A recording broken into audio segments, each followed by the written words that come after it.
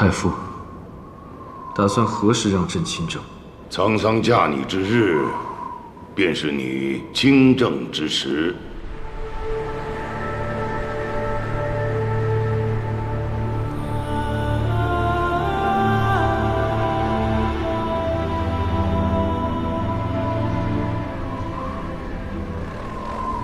你约我前来，是因你师父之事。知道你会赶来。朕杀他，自有杀他的理由。理由？对，不能告诉你的理由。那我便不问你了。我只要结果。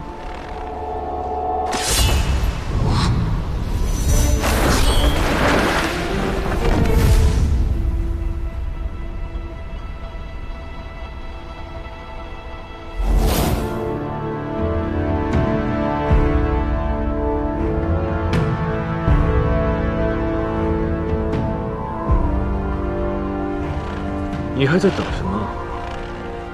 你不是说想要杀朕吗？朕今日就给你个了断。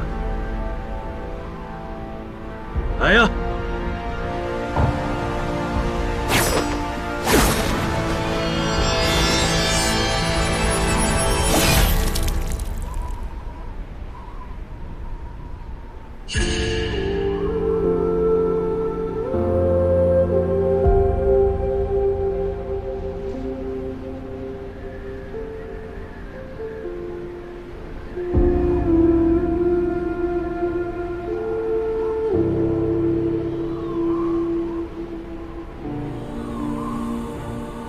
令苍苍，你还是不够狠。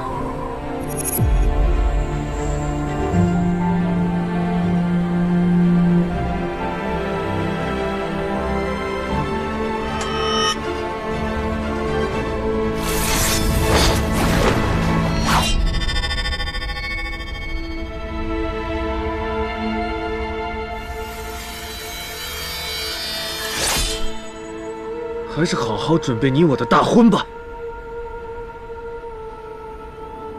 你杀了我师父，我怎会嫁给你？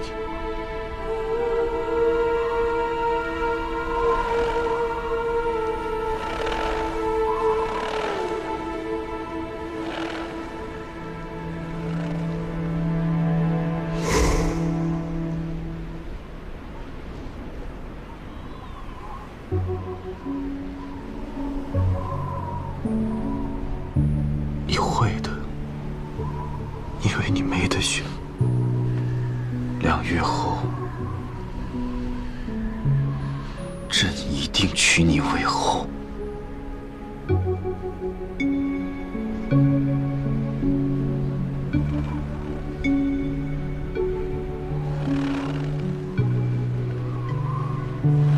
红青，送皇后回灵府。是。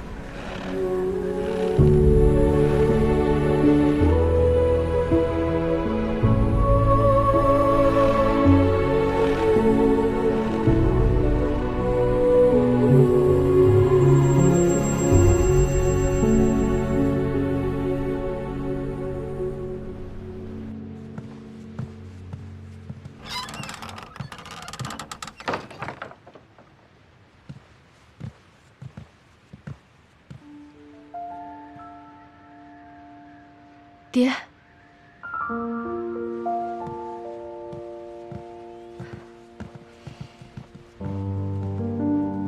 我绝不嫁他。小姐，无论如何都该跟义父谈谈。沧桑，皇上娶你，那是圣旨。抗旨不遵，乃株连九族的大罪。爹，是您助他登上皇位，他就是这么报答您的。慎言。爹，他如今已是天子，君要臣死，臣不得不死。当今天子，就可以罔顾他人性命，滥杀无辜？皇上是大齐之主，他所行之事、所杀之人，岂容他人之摘？可他杀了我师父！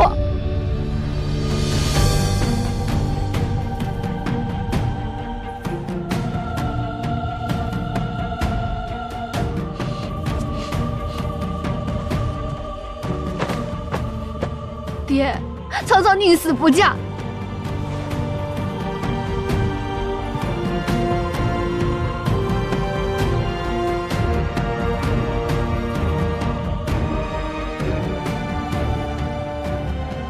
你师父利落，有他必须要死的理由。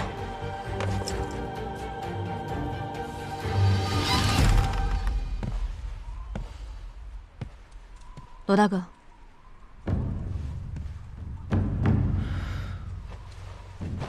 来，雪大，别着凉了，走吧。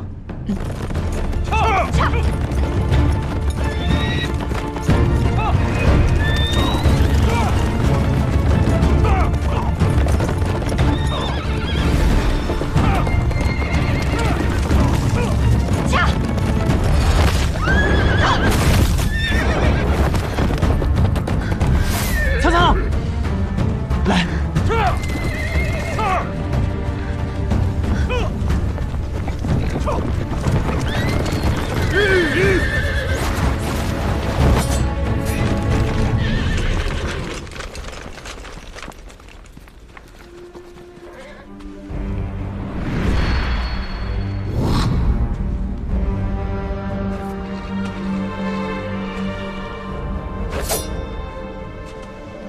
你若想死，朕可以成全。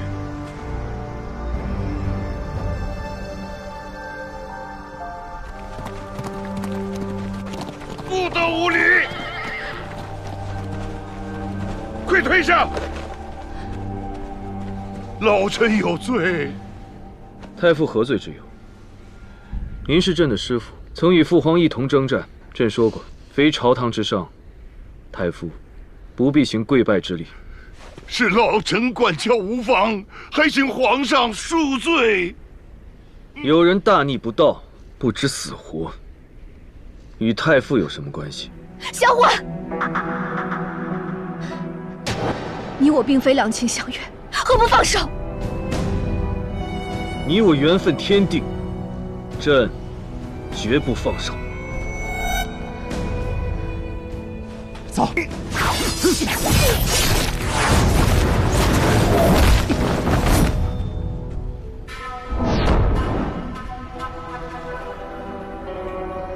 好一个恩将仇报的死士！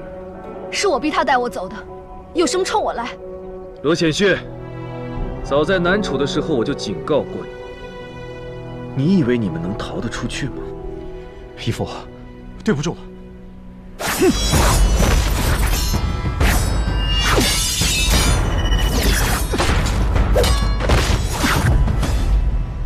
死在朕的剑下，你不冤。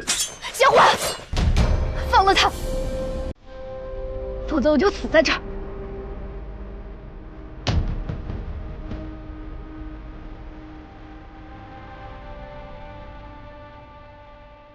你若敢自刎，凌氏全族为你陪葬。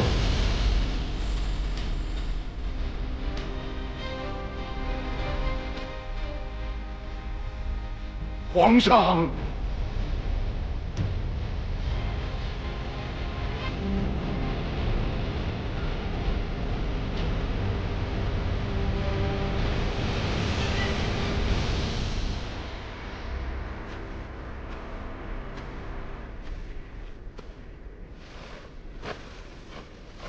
爹，臣有罪，臣愿自请辞官。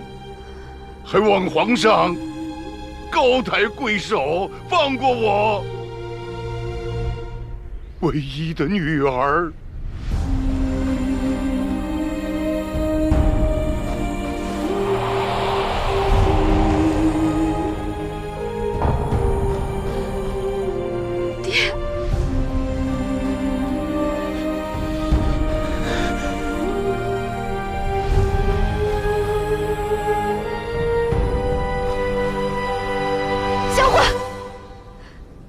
究竟让我如何？朕要你自愿嫁我为后。那你放过林氏一族，放过罗显旭。你就是这样求朕的吗？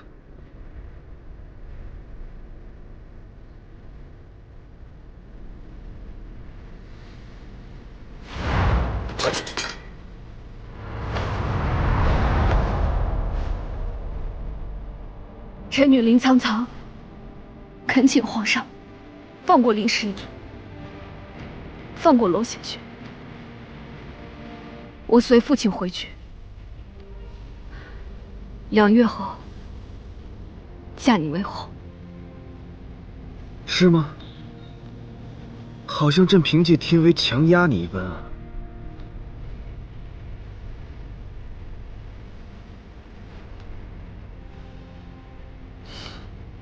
臣女林苍苍，自愿嫁皇上为后，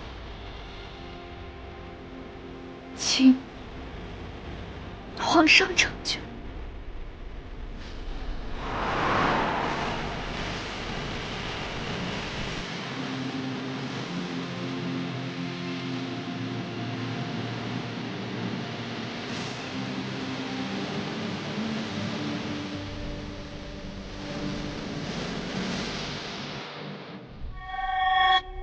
福清，在，带罗显旭回宫，见正皇后今日誓言。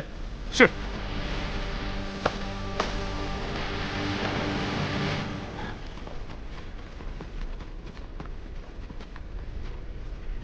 太傅，着实下了一步好棋啊！放苍苍离开，利用林氏全族和罗显旭的性命相逼，让苍苍心甘情愿地嫁给朕。你仍旧是他心中的慈父，但朕却变成了一个卑鄙无情的恶人。太傅还真是技高一筹啊！皇上得偿所愿，不好吗？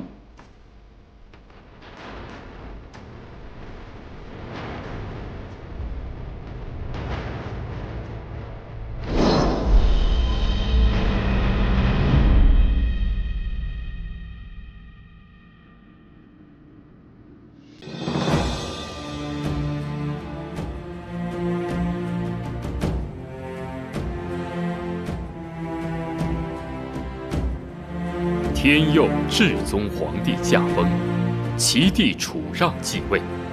不久之后，至宗次女九灵公主奉旨下嫁武德司统领陆云奇。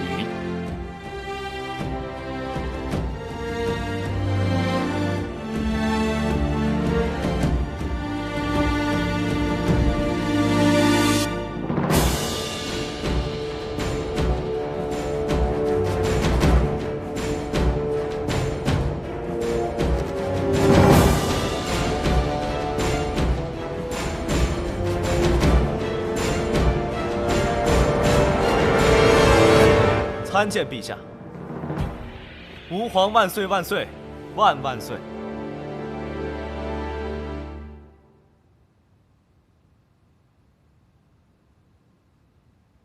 九灵莫不是有何委屈啊？如此吉日，你这是怎么了？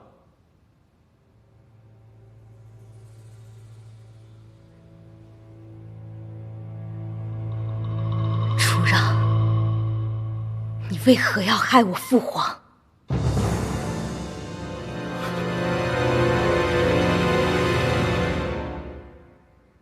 何出此言呐？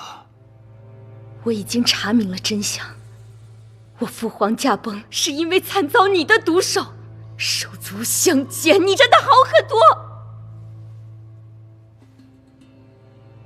太医院早有定论，皇兄归天乃是旧疾复发，你莫不是听到什么流言了？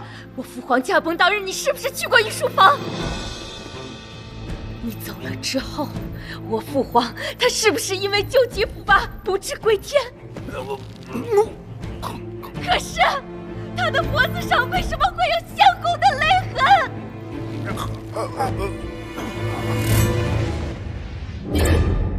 就是他，族长，是他杀了我的父亲。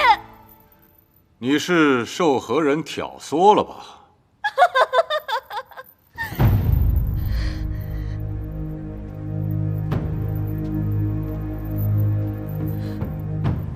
你，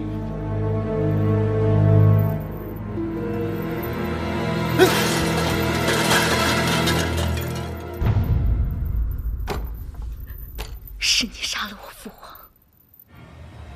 你要如何呀？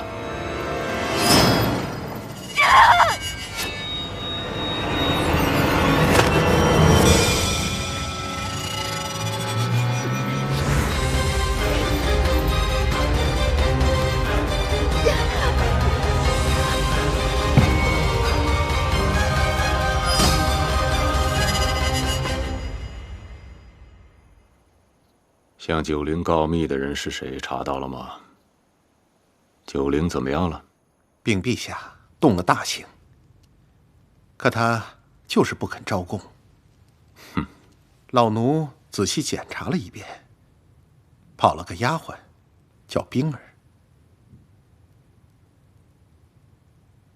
你说这个九灵该怎么处置啊？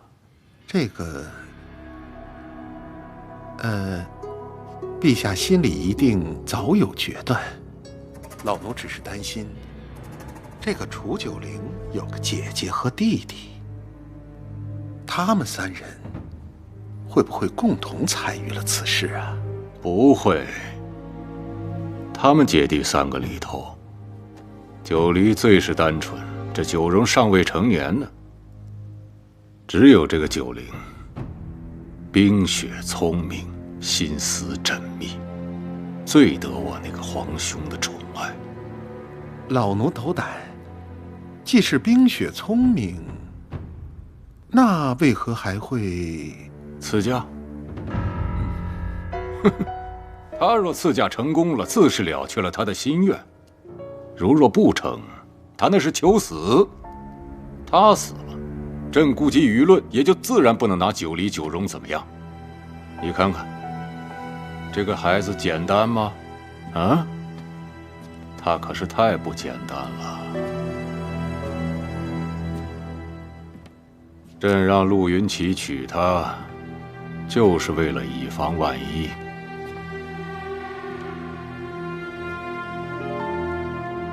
既然他不说，那就没必要再问了。老奴明白。这次可不要有人再跑了。老奴万死。楚九灵，起来吃饭了，吃完饭送你上路。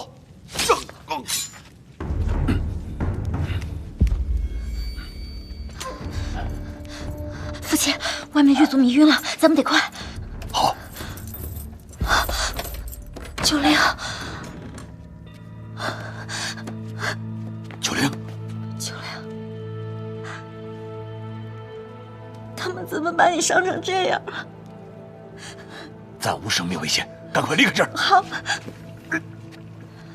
走，快走。大人，属下今天当值时亲耳听到，陛下要杀九灵公主。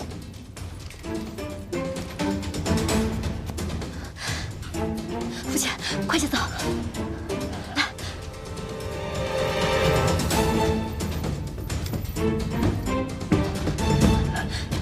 这边。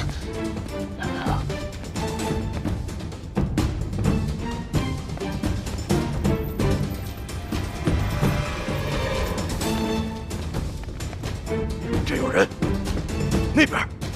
等等，父亲，伍德斯的人发现九灵不见，一定会搜查整个京城，到时候我们谁也逃不了。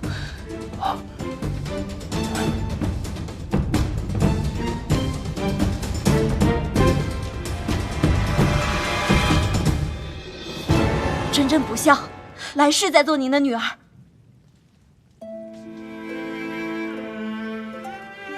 九龄，我们随父亲学艺数载，早已是一家人。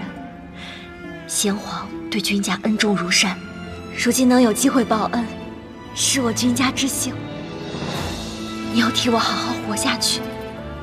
遭追了！子陵，快！大水，快救火！是大人，快点，快救火！快点，上来了！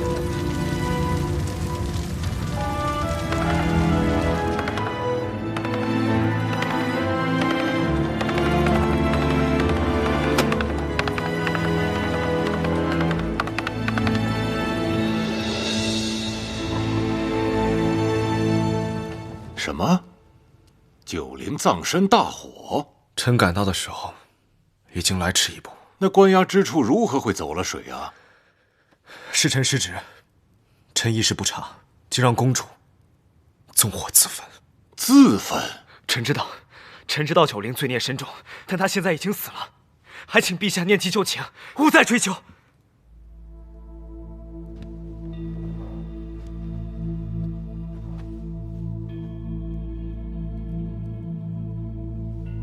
九龄是朕最喜爱的一个侄女儿，打小就乖巧懂事。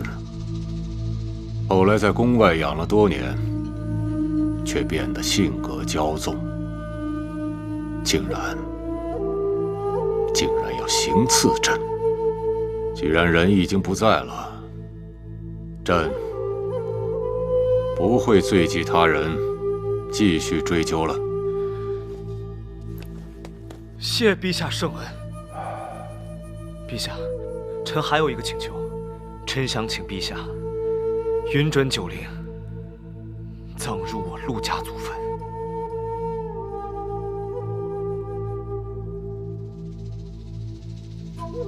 她是你过了门的妻子，那自然就是你陆家的人了。准了。臣陆云奇，谢陛下隆恩。快起来吧。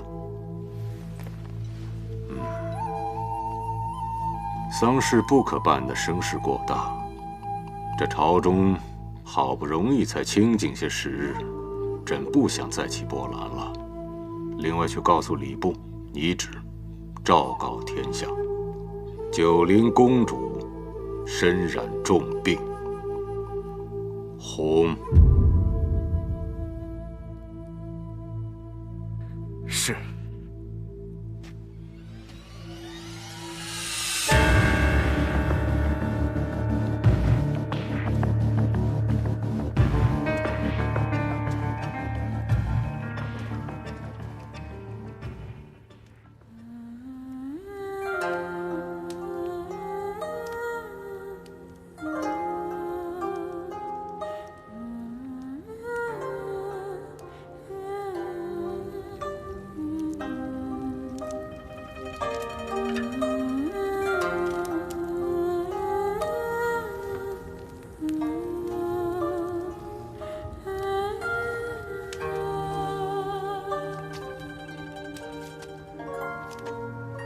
九龄，此番高热诱发了你体内多年来尝遍百草积下的毒性，为师想尽了一切法子，却还是无力阻止你容貌溃烂。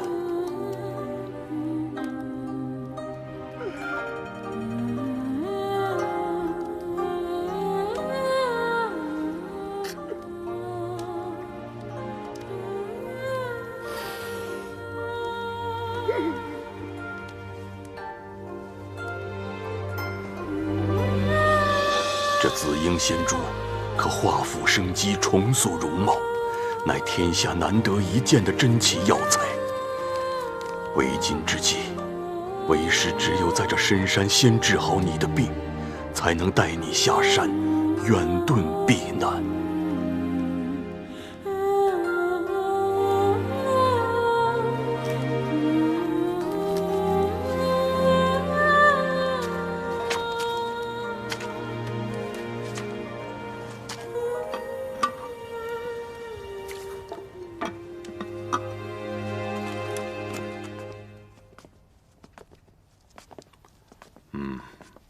听说九龄的后事办得很风光啊，用情至深呐，啊？陛下，臣只不过是严格按照公主规制做备，未曾逾矩。有件事啊，朕左思右想，一直想不明白。当日你到底是救朕呢，还是在救他呀？陛下，臣当然是为了护驾。当日在大殿之上，臣担心陛下的龙体，故而臣绝无私心呐，陛下。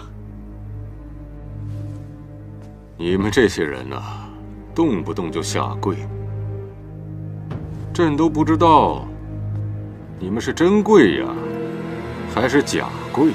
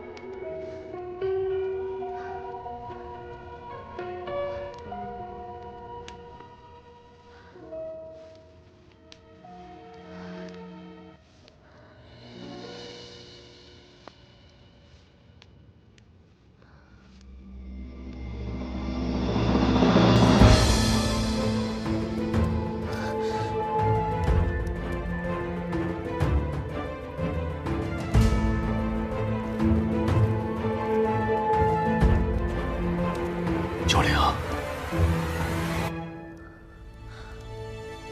师父，我的脸。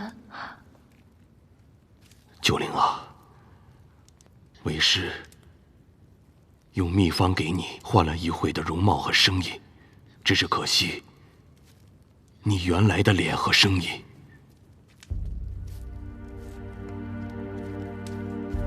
师父，珍珍呢？珍珍她已经走了。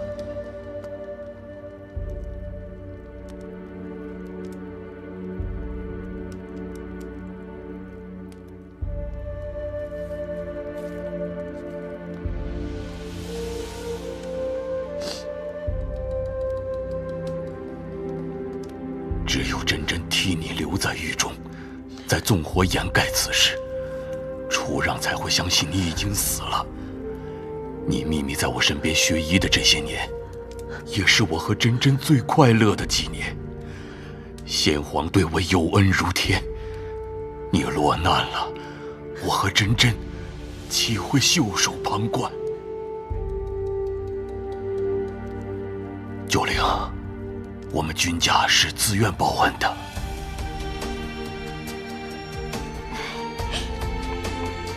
哦，是。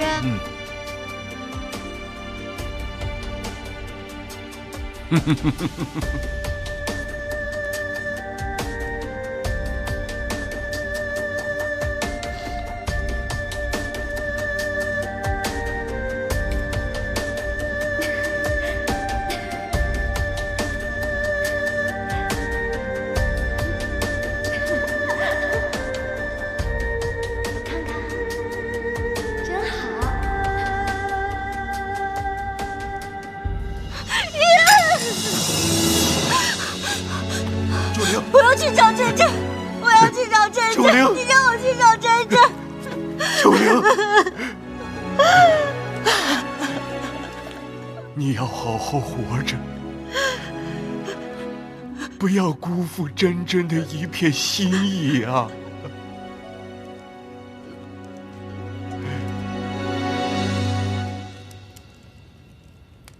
父皇驾崩，我们姐弟三人就成了楚让的眼中钉。我答应嫁给陆云奇，也是为了让他放下戒心。就算我入宫行刺失败，他也不会再对他们动手。九黎公主和怀王殿下确实暂无生命之忧。事到如今，将你的容貌变成真真的样子，是不得已而为之，可也是不幸中的万幸。从今往后，再也没有人能将你和天佑的九灵公主联系在一起了。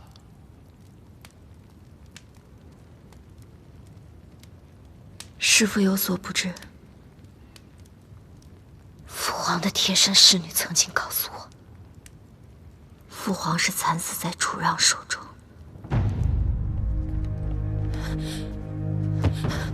公主，冰儿，你去哪儿了？所有人都在找你。公主，奴婢冰儿有要事回禀。先皇骤然驾崩前，陛下曾带着陆统领秘密入宫，而且与先皇发生过口角，争执得很厉害。争执？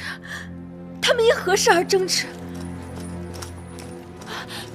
奴婢不知争执原因，但我亲眼看见先皇驾崩后脖子上有勒痕，绝不是太医所言旧疾复发。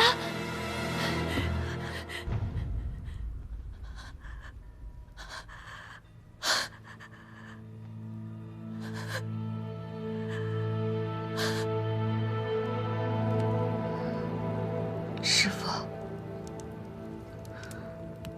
我不甘心。孩子，老天自有公道，但你要活下去才能讨回公道。你的命定要好好珍惜。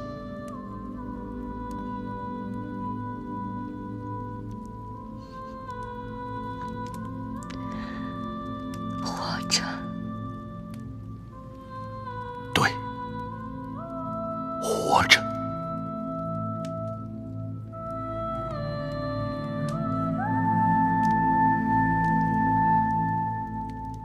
师父，您因为我失去了女儿，以后我便是君真真。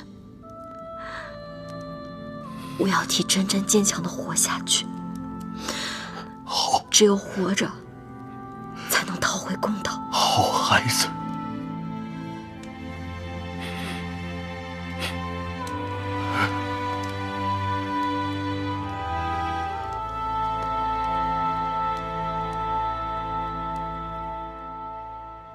师父，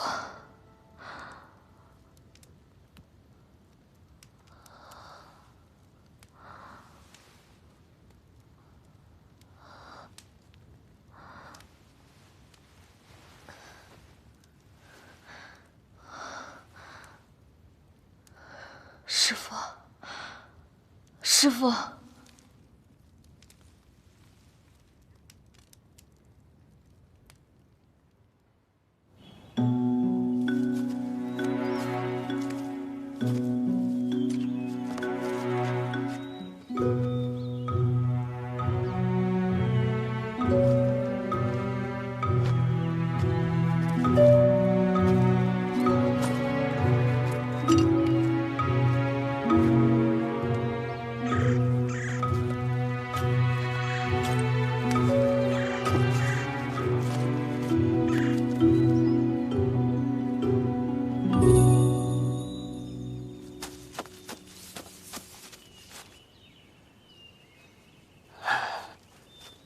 应仙珠。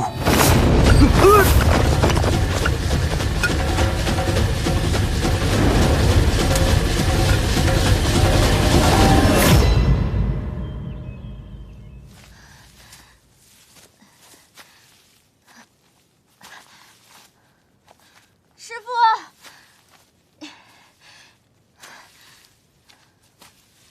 师父。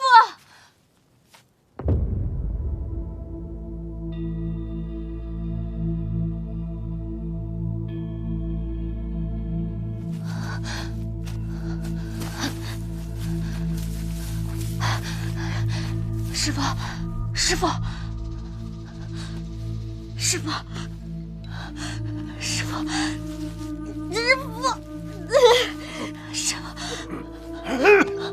师傅，你醒了！师傅，我是九灵。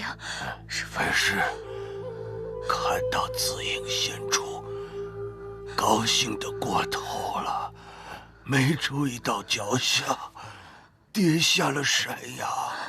好，你先别说了，先保存体力。我带你回去，没有的。来人！九灵，这是我们军家祖传的玉佩，你拿好了。你记住，以后你不再是楚九灵，你就是君真真。我不，我谁也不是，我只要师傅活着。你听到了吗？师傅，如今有件事必须交代于你。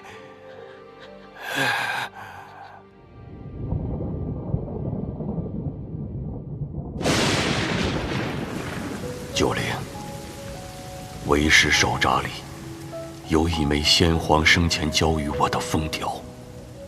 事关太延3年，太上皇被北齐人杀害一事，先皇曾怀疑此事与楚让有关，命我暗查。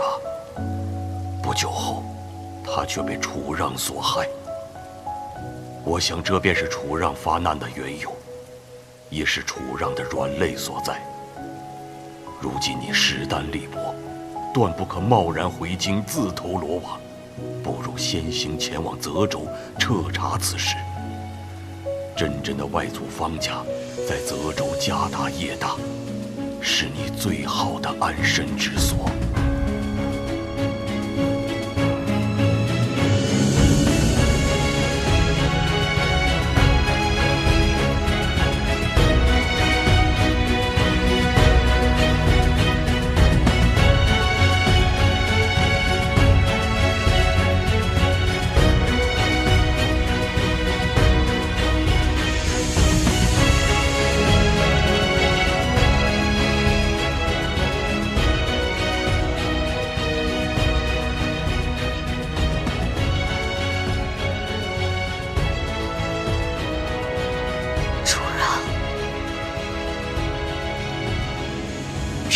我一定会替父皇讨回来，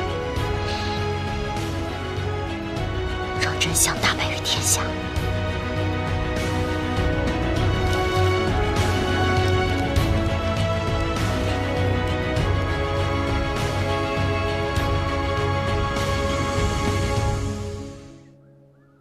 往南10里的碧云坡客栈，汝南老宅的丫头柳儿，在那儿等你。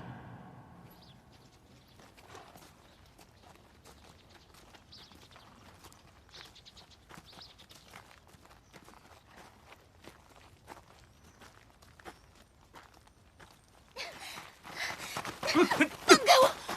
光天化日的，你们要干什么？干什么？卖了你给我抵房钱！呸！还有没有王法了？我要去官府告你们！你骗吃骗喝1个月，还要告我？谁骗你了？我们家老爷小姐肯定会来的。要不是我钱袋被偷了，谁会欠你们房钱啊？对，编！你接着编！我听了多少遍了都！你家老爷小姐，什么汝南君家，华佗在世，让你在这里等他们。开始就不该相信你，你个乡巴佬！我们家老爷就是神医在世，就是让我在这儿等，他们肯定会来的。他欠多少钱，我还。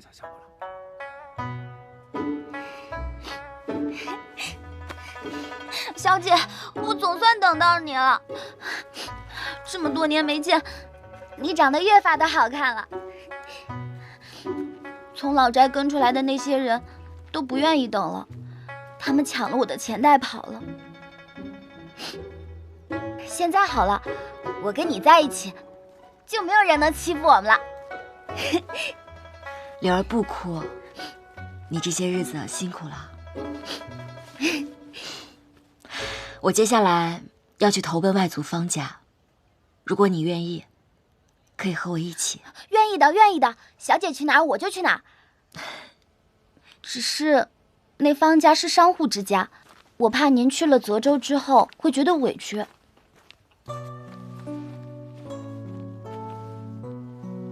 到底是官家还是商户，我并不在意，因为什么身份都不重要。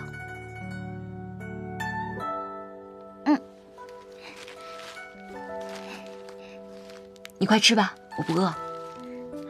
多吃点，吃完我们动身去泽州。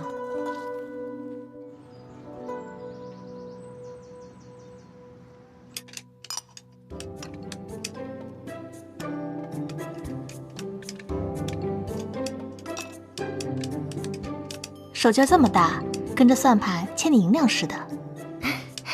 我打小就没个轻重，妹妹又不是不知道。德胜昌的算盘都被我打烂多少个了，不差这一个。大小姐、二小姐，家里来客人了。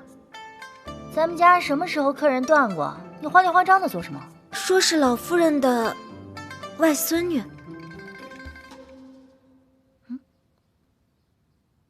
祖母什么时候有个外孙女了？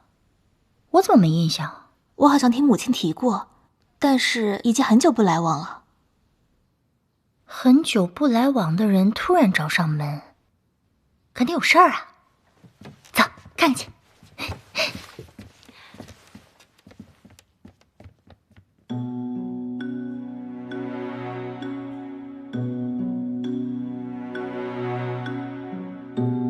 你是玉贤的女儿，君真真。是，祖母。走近些。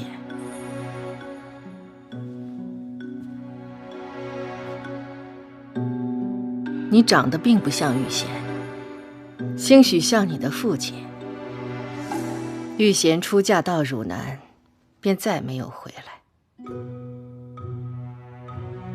玉贤走了这么多年，消息传来的真真假假，分不清楚。你母亲是怎么亡故的？母亲走的那年我才3岁，她是不幸遭遇了意外，父亲离家在外，便天人永隔了。祖母啊，姑母的事儿咱们都不知晓啊，她这空口无凭的，怎么能认定她就是君家的孩子啊？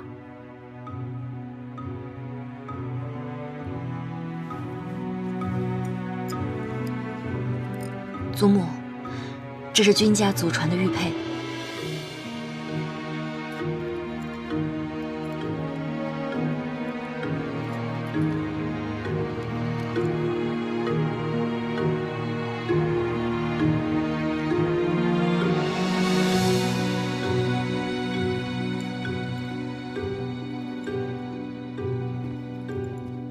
真真，不是舅母苛责，你也说了这是君家的玉佩，你还有没有别的物件，比如你母亲的东西，或是汝南的文书之类的？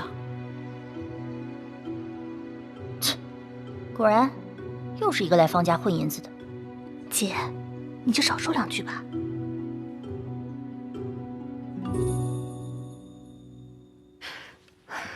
母亲，不如这样吧，先让真真住下。我们再差人去汝南打听，假的真不了，真的也假不了。若是这样对峙下去，怕是会寒了孩子的心啊。那就先住下吧。锦绣，你派人到西阁的院子打扫打扫。你们大家也都下去吧，我再跟他聊聊。是。玉贤离家的时候什么都没带，就带了一个镯子，那是我传给他的。他很喜欢这个镯子，出嫁前他经常开玩笑说要把这镯子留给他孩子。这镯子他留给你了吗？母亲走的时候，父亲难过不已。那只镯子给母亲陪葬了。你还记得那是一个什么镯子吗？老夫人的首饰多为翡翠，想必她是偏爱翡翠的。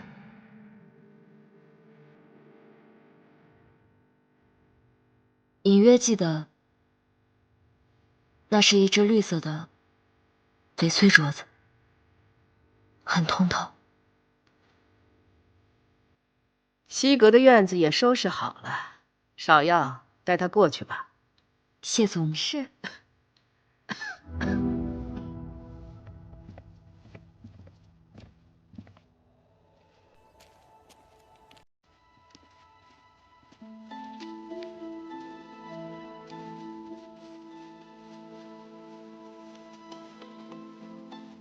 方才不过是落脚方家的第一关罢了，但要想在这里真正立足，并非易事。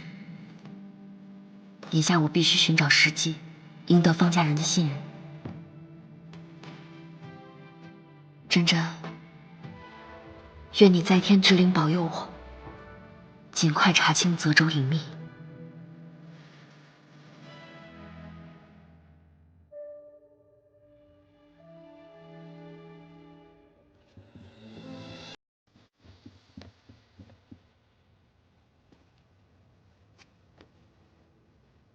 叫我住吧，反正住多久也不一定。真真，姐姐就是这样的性格，你千万别往心里去。什么真真啊？等确定了身份再说。你现在可别乱人亲戚啊！走走，给脸不要脸。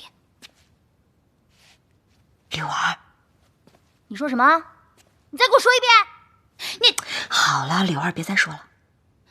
小姐喊她一声姐姐，自己偷着乐就是了。谁愿意认你们这门亲戚？好没规矩啊！有什么样的主子就有什么样的丫鬟。谁没规矩啊？有些人就得骂，好好说话。你说什么？好了，姐，柳儿别再说了。姐，咱们先回去吧。姐姐默契是真真教导无方。我们先走了，走吧。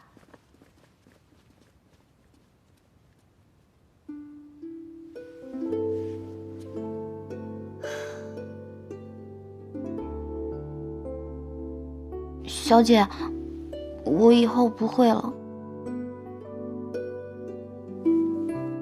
你呀，我们刚到方家，要谨言慎行才好。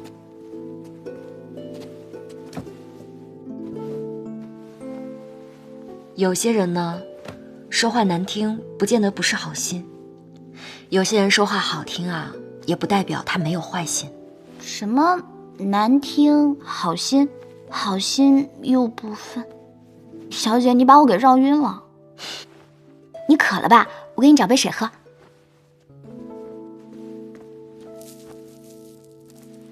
经历的事情多了，自然而然就懂了。喝茶。哦，对了，老爷在信里交代，我从汝南老宅带回来一样东西，他说非得要亲手交给你。啊，在这，那，这是什么？不知道。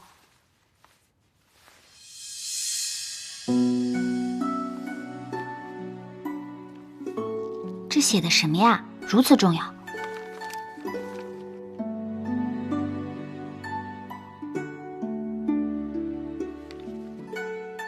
这是与宁氏公子的婚书。宁公子啊，我知道。他可是多少女孩梦寐以求想嫁的对象。真真若还在世，这也不失为一桩好姻缘，但我绝不能忍。小姐，你不用害羞，咱们全府上下谁不知道这是一门好亲事啊？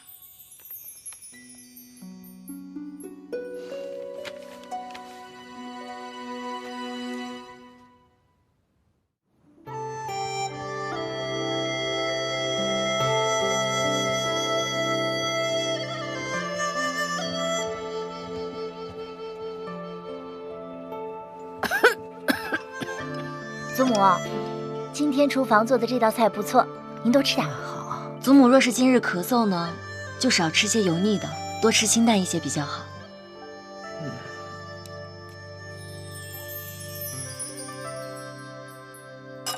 君真真，你故意挤兑我是不是？姐姐误会了，我也只是看到了，就随口说了一句。我们君家祖上开医馆的，小姐是懂医才说的。你父亲让你成了家。传医术是，有艺傍在身是好事儿啊，但以后啊就不要学了，跟着姐姐们学做生意吧。我们小姐喜欢什么就学什么，为什么非得学经商啊？再说方家也不是没有男丁，不还有个小少爷吗？为什么非得女子学经商啊？我们方家的事儿，轮不到你一个外星人指手画脚。祖母，君家是读书人，读书人断不可能养出这种什么规矩都不懂的女儿来。我看汝南的消息不用等了，趁着天没黑透，赶早轰出去算了。汝南的消息不等就不等了，看好了，小姐，咱们的婚书拿出来，让他们瞧瞧，吓掉他们的眼珠子。你倒拿呀！好了，什么婚书啊？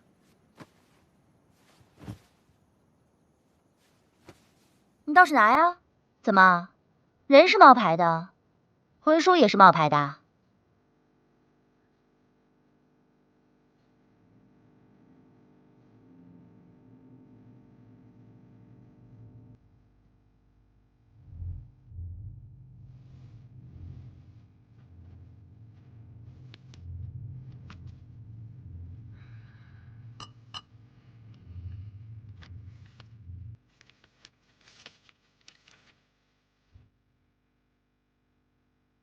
看着不像假的。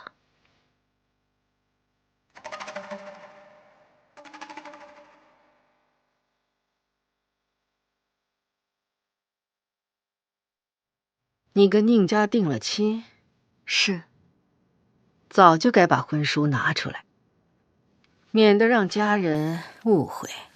家中变故不如从前，这婚约也是以前定下的，不知现在还作不作数，算不得什么证据吧？你也太小看宁家了。宁十公子素有清贵美誉，做人有信。既然是双方长辈定下的婚约，人走了，婚约还在。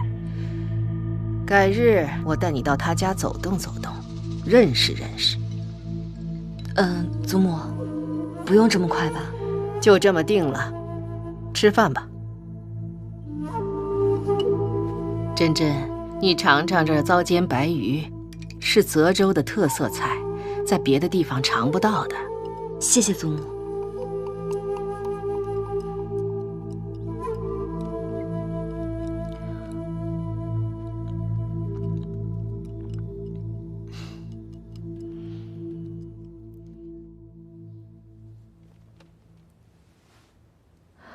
这镯子送你。使不得，祖母，这是您的贴身物件，就当是替你母亲戴的。那只镯子随她去了，她欠你的，我给。你戴上越发好看了，收下吧，是祖母的一份心意。以后在方家不必拘谨，安心住着便是。谢谢祖母。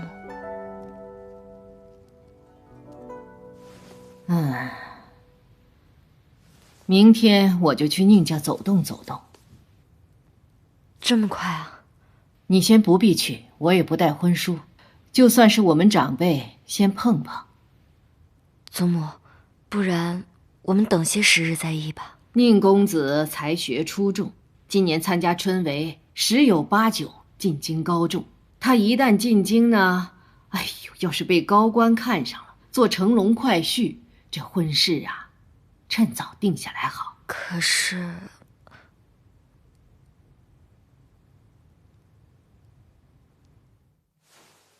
君真真，收拾你的东西，滚回汝南去！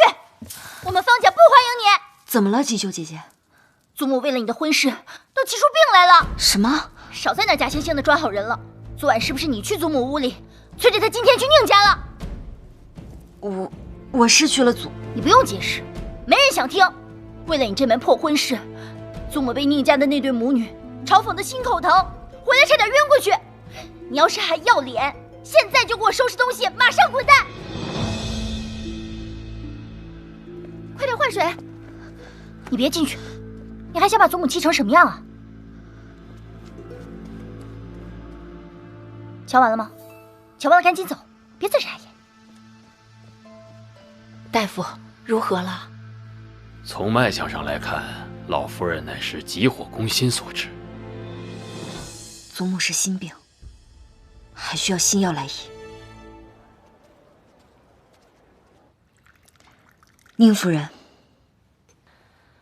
坐吧。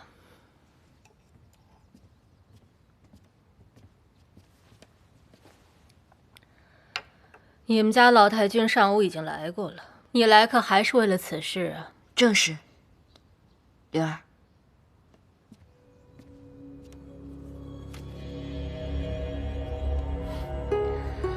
这婚书不是我不认，只是我们家老太爷从来就没有提过这件事情。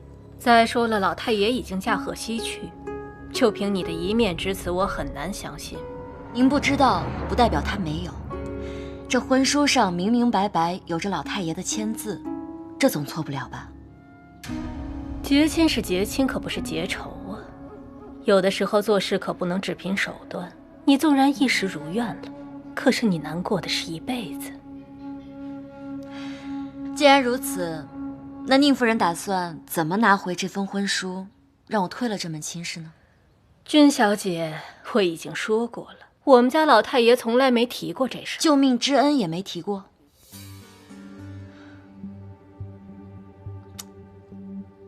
宁老太爷不该是这样的人呢。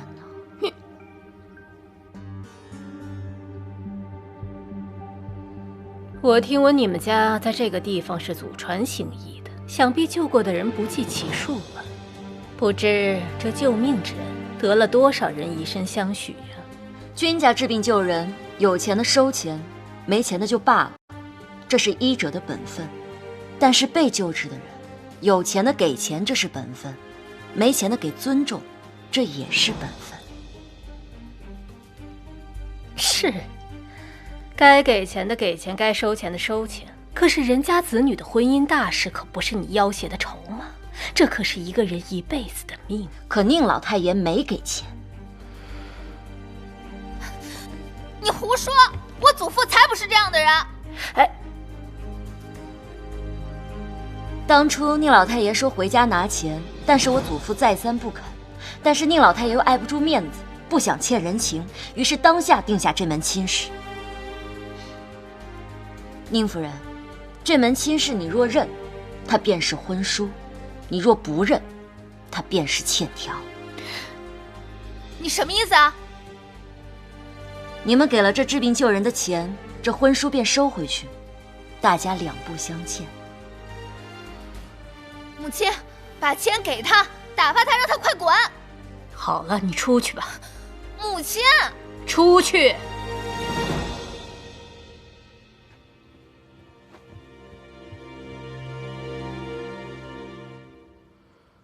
君小姐是不是觉得很委屈？宁夫人也觉得很委屈吧？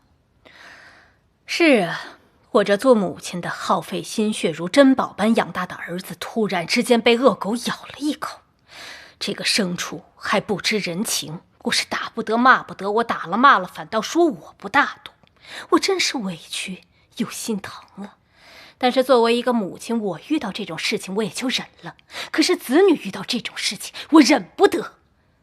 君小姐，这桩婚事对你来说是一跃龙门得富贵人生，我们宁家乐善好施，可是扶持你的命运这件事情，我是觉得委屈又恶心。宁夫人，乐善好施也是君家祖传的本分，不管是路边的乞丐还是上门的灾民，我们从来都是治病救人，不图回报。当初宁老太爷要是说一句没钱就罢了，可是定下这婚书，如今给我们置于恶人之地，我们也觉得既委屈又恶心。有些事是会变的，但有些事是不会变的，比如说人的命。有的人生下来就是个贱命，不是攀上别人就能变成富贵命的。我记得宁家当初第一个功名也是买的吧？你怎么知道？花钱买通了上上下下，攀上了府学大人，对吗？宁夫人不必慌张，我不会去传播你们的发家史。只是我想告诉你，这世间很多事确实可以花钱办的。当初宁家花钱买下功名，摆脱了这贱民之命，那如今花钱买下这婚书，摆脱贱民之命，不是一个道理？况且2000两足矣。君小姐算得够清楚啊。夫人谬赞了，这生意合算。去，拿2000两来。